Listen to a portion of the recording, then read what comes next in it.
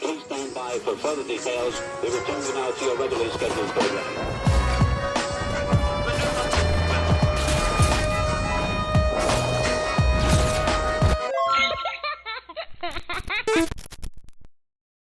Hello to those of you who are feeling called to this reading in particular, mystery reading at number 767.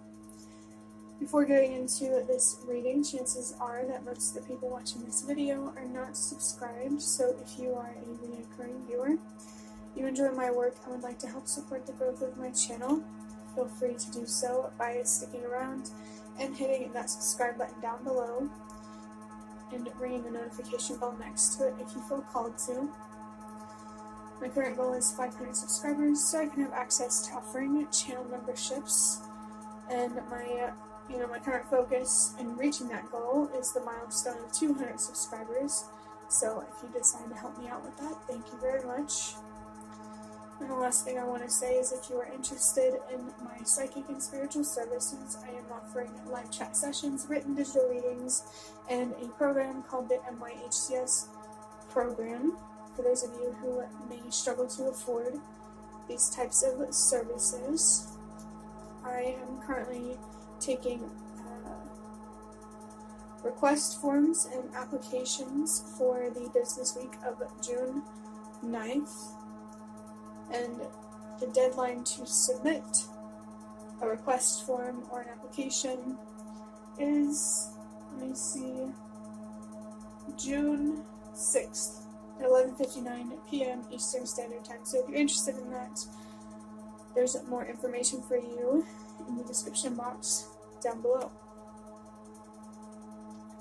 So starting with interpreting the number 767, when I was thinking about this number before I started recording, a lot of different messages came through. I almost felt like overwhelmed with it.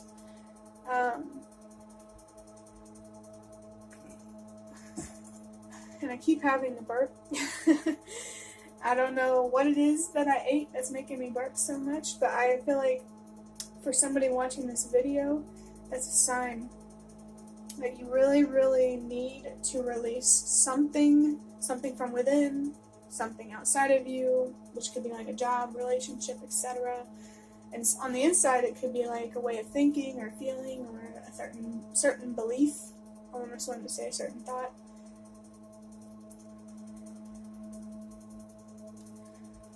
But getting into interpreting the number 767, the number 7 is about, it's interesting because we have 767, and then before this one was 766. There was 2 6s in the last one, 1 7, and now there's 2 7s in this one and 1 6. So it's like that reading was more focused on loving yourself, and this reading is more focused on what you're learning, what wisdom you're gaining from that love that you have within yourself. Someone here might feel really called to ground themselves, and the way you're going to do that is knowing your worth and what you deserve.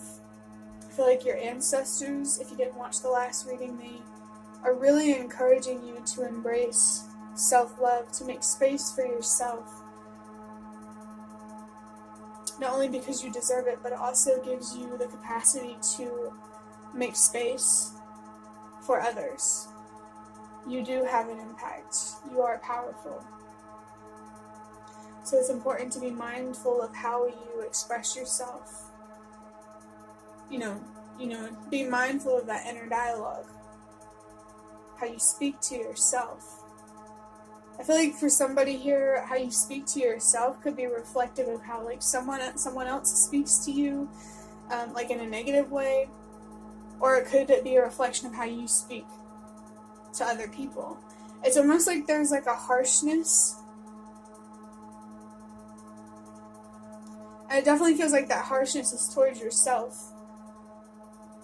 Regardless, and this harshness towards yourself could be enabling other harsher energies to have an effect on you. I feel like someone here is really being called to soften themselves for themselves. Someone here might be feeling tense or anxious or something like that. The tense doesn't have to be from anxiety, it could be from stress, could be from anything. But I feel like someone here does need to relax more. You know, don't take yourself as seriously, or life in general as seriously. I feel like I'm picking up on someone who is more of a perfectionist. And, you know, just like everything, there's a good side, but there's also a dark side. A side of perfectionism that is too rigid. The expectations might be too high. And I'm being reminded of those messages that came through a little while ago about how the standards that you set for yourself are the standards that you set for other people. It definitely feels like someone here is being called, regardless for whatever reason, to learn how to be kinder to themselves, to speak, you know, in a more loving way towards themselves. Maybe you're being called to develop a more loving inner dialogue, and that's going to take time. But you are worth that time and the effort. And you deserve to see the full scope as well of what you're actually worth and what you deserve. There's definitely a lot of learning here, but I feel like the universe, your spirit guides, your ancestors, they don't want you to be overwhelmed with how much there is to learn. You know, it's not about the destination. They just want you to be present with your feelings, your thoughts, your beliefs, so you can understand how they truly, deeply impact you in a way that is destructive, not only towards yourself, but also to others and, you know, just other things outside of yourself. You should always, always do it for yourself. You know, be kinder to yourself. But if it's hard right now to see your worth, like, well, why you deserve that, maybe you could do it for some other reason, some other purpose that is still true to who you are and what you believe, or something like that. Adding up these numbers, I don't know if I said it, but yeah, the number 7 is about learning, wisdom, expanding your consciousness, and the number 6 is about unconditional love for yourself, so it can flow out to others, you know, allowing, like, there's something here about not pouring from an empty cup. Don't overgive, don't overextend. But adding up these numbers now, 7 plus 6 is 13, and 13 plus 7 is 20. 2 plus 0 is the number 2.